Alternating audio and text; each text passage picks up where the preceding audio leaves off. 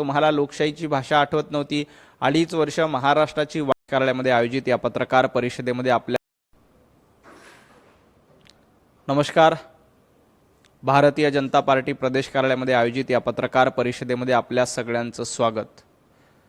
आज मुंबईकरांसाठी अतिशय आनंदाची बातमी आहे की मेट्रो 9 आणि मेट्रो 2B या प्रकल्पाचं उद्घाटन माननीय मुख्यमंत्री देवेंद्रजी फडणवीस साहेब, उपमुख्यमंत्री एकनाथजी शिंदे आणि सुनेत्राताई पवार यांच्या उपस्थितीमध्ये होणार आहे.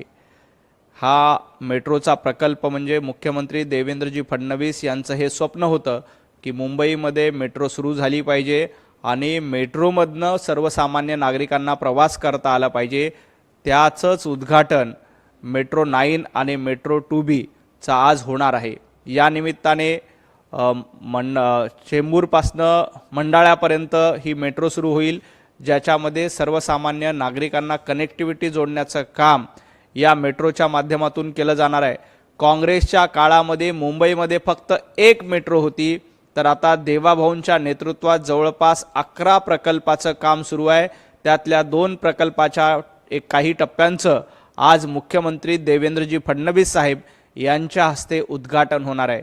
मुंबईकरांसाठीच्या अपेक्षा स्वप्नपूर्तीचा हा दिवस आहे, कारण सर्वसामान्य नागरिकांचा प्रवास सुखकर व्हावा, सर्वसामान्य नागरिकांना चांगल्या सुविधा मिळाव्या, यासाठी भारतीय जनता पार्टी सातत्यानं स्वप्न बघते आणि ते स्वप्न पूर्ण करण्याचं काम हे मुख्यमंत्री देवेंद्रजी फडणवीस करतायत.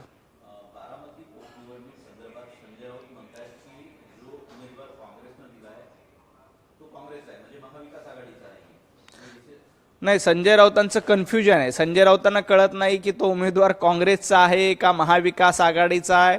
कन्फ्युजन सोल्यूशन कुछ पता नाही, अशा पद्धतीची अवस्था उभाटा गटाची आणि संजय राऊतांची झालेली आहे. उद्धवजी ठाकरे यांची इच्छा आहे की बारामतीमध्ये सुनेत्राताई पवार यांना पाठिंबा दिला पाहिजे, परंतु संजय राऊतांची इच्छा आहे की बारामतीमध्ये काँग्रेसच्या उमेदवाराला उभाटा गटाने पाठिंबा द्यावा. आणि संजय राऊतांचा तोच प्रयत्न आहे ते, कारण संजय राऊतांना माहिती आहे की बारामतीमध्ये जर का आपण सुनेत्राताई पवारांच्या विरोधामध्ये काँग्रेसला पाठिंबा दिला तर येणाऱ्या काळामध्ये त्याची परतफेड म्हणून काँग्रेस संजय राऊतांना खासदारकी देईल. त्यासाठी संजय राऊत यांचा हा संपूर्ण अट्टहास सुरू आहे. त्यामुळे महाविकास आघाडीमध्ये कन्फ्युजन आहे. राहुरीमध्ये काय निर्णय घ्यायचा त्यांना काही कळत नाहीये, बारामतीमध्ये काय निर्णय घ्यायचा त्यांना काही कळत नाहीये. अशा कन्फ्यूज स्टेटमध्ये संजय राऊत, उभाटा गट आणि महाविकास आघाडी आहे.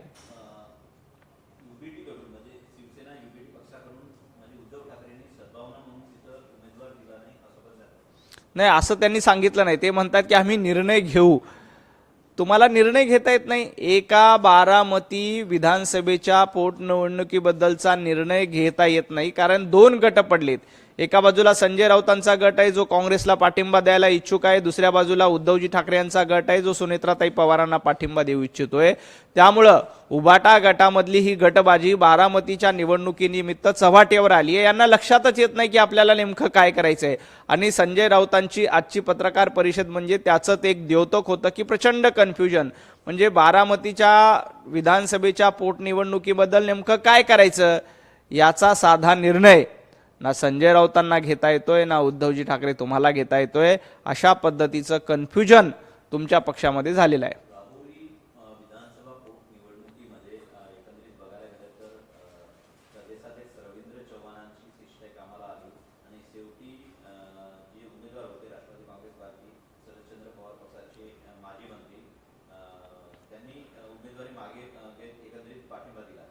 खरं तर भारतीय जनता पार्टीला साथ देण्याचं काम प्राजक्तजी तनपुरे यांनी राहुरीमध्ये केले, त्याबद्दल त्यांचे मनापासून आभार धन्यवाद व्यक्त करतो.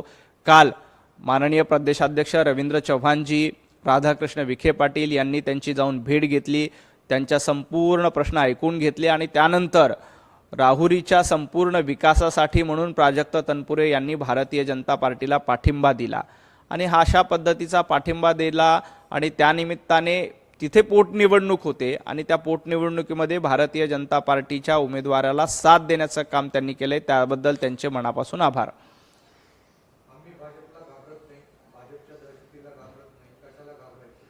नाही, नाही, संजय राऊत लोकशाही कुठे आहे आणि ट्रम्पशाही कुठे आहे हे सांगण्याच्या भानगडीमध्ये तुम्ही पडू नका. ज्या पद्धतीनं महाराष्ट्राची वाट लावण्याचं काम 2.5 वर्ष तुम्ही केलं, त्यावेळेला तुम्हाला लोकशाहीची भाषा आठवत नव्हती. 2.5 वर्ष महाराष्ट्राची वाट लावली होती तेव्हा तुम्हाला लोकशाहीची भाषा आठवत नव्हती. सर्वसामान्य नागरिकांची घरं पाडली जात होती तेव्हा तुम्हाला लोकशाही आठवत नव्हती. जेव्हा नारायण राणेजी यांचं घर पाडण्यापर्यंतची हिंमत तुमची गेली होती, मजल तुमची गेली होती, तेव्हा तुम्हाला लोकशाही आठवत नव्हती. त्यामुळे लोकशाहीच्या गप्पा संजय राऊत तुम्ही करू नका. लोकशाहीवर बोलण्याचा अधिकार तुम्हाला नाही, कारण तुमचा पक्ष घराणेशाहीवर अवलंबून आहे, हे लक्षात ठेवा.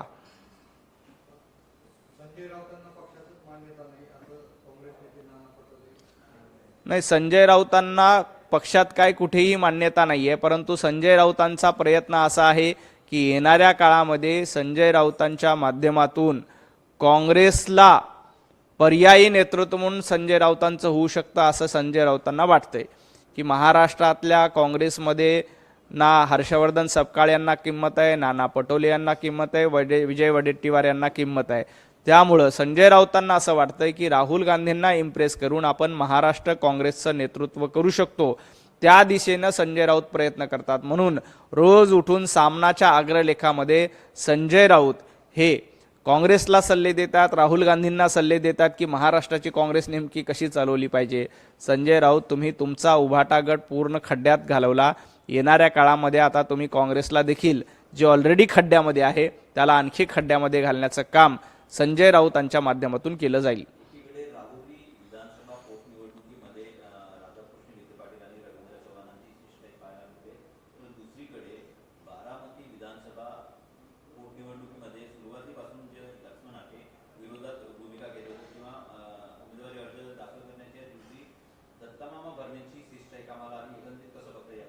निश्चितपणे राहुरी विधानसभेमध्ये माननीय प्रदेशाध्यक्ष रवींद्र चव्हाणजी आणि राधाकृष्ण विखे पाटील यांची शिष्टाई अतिशय यशस्वी झाली. त्यावर संजय राऊत असं म्हणतात की हे काय स्वातंत्र्य सैनिक लागून गेले काय की तिथे जाऊन शिष्टाई करतायत, तिथे जाऊन समजून सांगतायत. संजय राऊत, स्वातंत्र्य सैनिकांची भाषा करण्याचा अधिकार तुम्हाला उरलेला नाही, कारण तुम्ही लुटारू सैनिक आहात हे महाराष्ट्राने बघितलंय. आमच्या प्रदेशाध्यक्षांवर टीका करण्याच्या आधी आपण स्वतः लुटारू सैनिक आहात. महाराष्ट्राची लूट केली, मुंबईची लूट केली, पत्राचाळीची लूट केली. त्यामुळे संजय राऊत हे स्वतः लुटारू सैनिक आहेत आणि लुटारू सैनिकांचे सरदार होण्याचा प्रयत्न संजय राऊत यांच्या मार्फत केला जातोय. आमचे रवींद्र चव्हाणजी असतील, राधाकृष्ण विखे पाटील असतील, यांनी प्राजक्त तनपुरे यांशी चर्चा केली, संवाद साधला आणि त्यांना भारतीय जनता पार्टीला पाठिंबा देण्यासाठी विनंती केली आणि ती विनंती प्राजक्त तनपुरे यांनी मान्य केली. तिकडं बारामतीमध्ये देखील दत्ता मामा भरणे यांनी लक्ष्मण हाके यांना विनंती केली आणि बारामतीमध्ये अजितदादांना च्या विरोधामध्ये उमेदवार असू नये, सुनेत्राताईंच्या विरोधामध्ये उमेदवार असू नये, कारण अजितदादांना भावपूर्ण श्रद्धांजली तीच ठरेल ज्या दिवशी बारामतीची पोटनिवडणूक ही बिनविरोध होईल. हा प्रयत्न तिकडे दत्ता मामा भरणे यांनी केला आणि त्याला देखील लक्ष्मण हाके यांनी अतिशय चांगला प्रतिसाद दिला आणि तिथेही त्यांनी आपली उमेदवारी भरली नाही. तिथे सुनेत्राताई पवार यांच्या पाठीशी उभं राहण्याचं काम केले. हे काय दबाव तंत्र नाही आहे. आम्ही लोकांना विनंती करतो, आम्ही लोकांना रिक्वेस्ट करतो आणि लोक आमची विनंती मान्य करतात, कारण त्यांना माहिती आहे भारतीय जनता पार्टी ही साथ देणारी आणि सोबत राहणारी पार्टी आहे. संजय राऊत, तुम्ही महाराष्ट्राची लूट केली, त्यामुळे तुम्ही कोण स्वातंत्र्य सैनिक आहेत, कोण चळवळीतले कार्यकर्ते आहेत सांगण्याच्या भानगडीमध्ये पडू नका. तुम्ही स्वतः लुटारू सैनिक आहात आणि लुटण्याचं काम हे संजय राऊतांच्या मार्फत केलं जाते.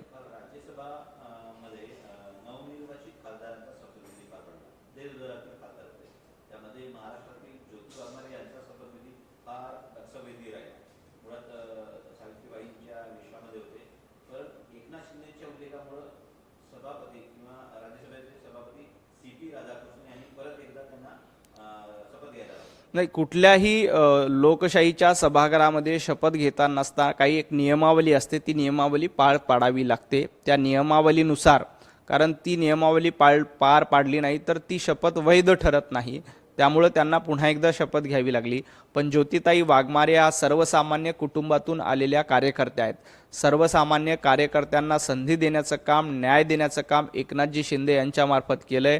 त्यामुळेच ज्योतिताई वाघमारे काल ज्या पद्धतीनं वेशभूषा करून गेल्या होत्या ते त्याचं प्रतिनिधित्व होतं की सर्वसामान्य कुटुंबातून आलेल्यांना संधी देण्याचं काम एकनाथजी शिंदे यांनी केलं, त्याबद्दल आभार व्यक्त करण्याची ती भूमिका होती। परंतु शपथ घेताना चुकीच्या पद्धतीने रेकॉर्डवर जाऊ नये, चुकीच्या पद्धतीने शपथ घेतली तर ती वैध ठरत नाही, त्यामुळे ती काळजी घेतली जाते, म्हणून त्यांना पुन्हा एकदा शपथ घ्यावी लागली।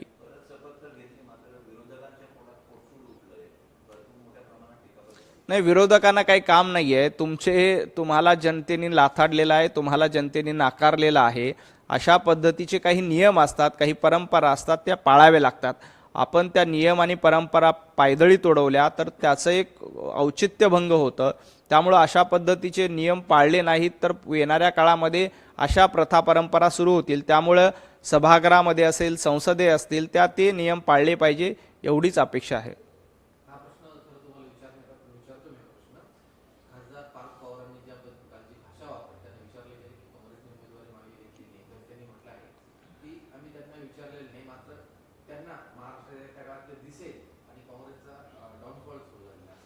नाही, काँग्रेसचा डाऊनफॉल सुरूच झालेला आहे, काँग्रेसचा डाऊनफॉल सुरू झालाय हे महाराष्ट्राने बघितलंय, देशाने बघितलंय। गेल्या 3 लोकसभेच्या निवडणुकीमध्ये काँग्रेसची अवस्था काय झाली हे आपण बघा, विधानसभेच्या निवडणुकीमध्ये काँग्रेसची अवस्था काय झाली बघा, जिल्हा परिषद, पंचायत समिती, महापालिका या निवडणुकीमध्ये काँग्रेसची अवस्था काय झाली हे बघा। काँग्रेसचा डाऊनफॉल हा राहुल गांधीमुळे झालाय, नाना पटोलेंमुळे झालाय, विजय वडेट्टीवारांमुळे झाला, हर्षवर्धन सपकाळांमुळे झाला, आणि कार्यकर्ते सोडून नेत्यांचाच उदो करणं हे काँग्रेसचं धोरण आहे। भारतीय जनता पार्टी हा कार्यकर्त्यांचा पक्ष आहे, इथं सर्वसामान्य कार्यकर्त्यांना संधी मिळते, न्याय मिळते। पण काँग्रेसमध्ये आधी पंडित जवाहरलाल नेहरू, नंतर इंदिरा गांधी, नंतर राजीव गांधी, नंतर सोनिया गांधी, नंतर राहुल गांधी, नंतर प्रियंका वाड्रा, येणाऱ्या काळामध्ये आता प्रियंका वाड्रांचे चिरंजीव किंवा आणखी कोणीतरी वारसदार पुढे येतील। हा घराणेशाहीचा पक्ष आहे, हा कार्यकर्त्यांचा पक्ष नाही, त्यामुळे काँग्रेसचा हा डाऊनफॉल सुरू झालेला आहे आणि काँग्रेस याहीपेक्षा रसातळाला जाणार याच्यामध्ये अजिबात शंका नाही। आज संजय राऊत बोलताना आणखी एक संजय राऊतांनी मुद्दा मांडला की दादर येथले असलेलं आपल्या संयुक्त महाराष्ट्राचं सदन, याबद्दल त्यांनी आक्षेप घेतला। मुळामध्ये संजय राऊत यांना प्रश्न विचारायचा आहे की 2010 साली संयुक्त महाराष्ट्र सदनाचं बांधकाम करण्यात आलं होतं, संयुक्त महाराष्ट्र दालनाचं बांधकाम करण्यात आलं होतं। या दालनाचं 2010 साली उद्धवजींच्या हस्ते उद्घाटन झालं। जवळपास 2010 ते 2026 साधारणतः 16 वर्ष झाले। या 16 वर्षात या दालनाची एवढी वाईट अवस्था काय झाली याचं उत्तर आधी उद्धवजी ठाकरे, किशोरीताई पेडणेकर आणि संजय राऊत यांनी दिलं पाहिजे। ह्या दालनाचं बांधकामच निकृष्ट दर्जाचं केलं होतं का, हा आमचा सवाल आहे। ज्या पद्धतीनं 16 वर्षामध्ये या दालनाची अशा पद्धतीनं वाईट अवस्था करण्याचं काम केलं, तर या दालनासाठी त्यावेळेला नेमका किती खर्च केला होता, त्या खर्चातून संजय राऊत यांना कमिशन गेलं होतं का, उभाटा गटाला त्यावेळेला कमिशन गेलं होतं का, याची चौकशी केली पाहिजे। कारण 16 वर्षामध्ये संयुक्त महाराष्ट्राचं दालन एवढ्या मोडकळीच अवस्थेत का आलं याचं उत्तर आधी उभाटा गटानं दिलं पाहिजे, संजय राऊतांनी दिलं पाहिजे, किशोरी पेडणेकर यांनी दिलं पाहिजे। संयुक्त महाराष्ट्राच्या चळवळीचं हे दालन असताना तुम्ही त्या बांधकामामध्ये घोटाळा केला होता का, कमिशन खोरी खाल्ली होती का, आणि ते कमिशन संजय राऊत कुणापर्यंत पोहोचलं याचं आधी उत्तर द्या। आणि राहिला प्रश्न त्या दालनाची डागडुजी करण्याचा, तर दादरमध्ये आमदार कोणाचा आहे, दादरमध्ये उभाटा गटाचा आमदार आहे। दादरमध्ये खासदार कोणाचा आहे, उभाटा गटाचा खासदार आहे। 4 वर्ष महापालिकेचं प्रशासन असताना तिथल्या स्थानिक लोकप्रतिनिधीची काही जबाबदारी नव्हती का? जर महापालिकेत प्रशासन 4 वर्ष होतं आणि त्याच्यामुळे दुर्लक्ष झालं असं तुमचं म्हणणं असेल, तर 4 वर्षाच्या काळामध्ये तुमचे खासदार, तुमचे आमदार हे झोपले होते का? त्यांनी या दालनाच्या विषयाकडे दुर्लक्ष का केलं? या दालनाबद्दल संजय राऊत आज पोटतिडकीनं बोलण्याचं नाटक करतायत। माझा संजय राऊत यांना सवाल आहे, संजय राऊत, तुमचा खासदार निधी गेल्या 25 वर्षापासून कुठे वापरला जातो? तुमच्या खासदार निधीमधनं एक कवडी देखील या दालनाला का दिली नाही? तुम्हाला या संयुक्त महाराष्ट्राच्या दालनाची खरंच चिंता होती आणि आज तुम्ही ती पोटतिडकी दाखवण्याचा आव आणताय, तर तुमच्या खासदार निधीमधून या दालनासाठी पैसे का दिले नाहीत? आणि संजय राऊत 25 वर्ष तुम्ही राज्यसभेचे खासदार आहात, तुमचा खासदार निधी नेमका कुठा जातो? तुमच्या खासदार निधीतून एक रस्ता तरी बांधला का? तुमच्या खासदार निधीतून एक शाळा तरी उभी केली का? तुमच्या खासदार निधीतून संयुक्त महाराष्ट्राची चळवळ पुढे जावी, संयुक्त महाराष्ट्राचा इतिहास कळावा, यासाठी फुटकी कवडी किंवा दमडी देखील संजय राऊतांनी दिलेली नाही. त्यामुळे संजय राऊतांना या प्रश्नावर बोलण्याचा अधिकार नाही.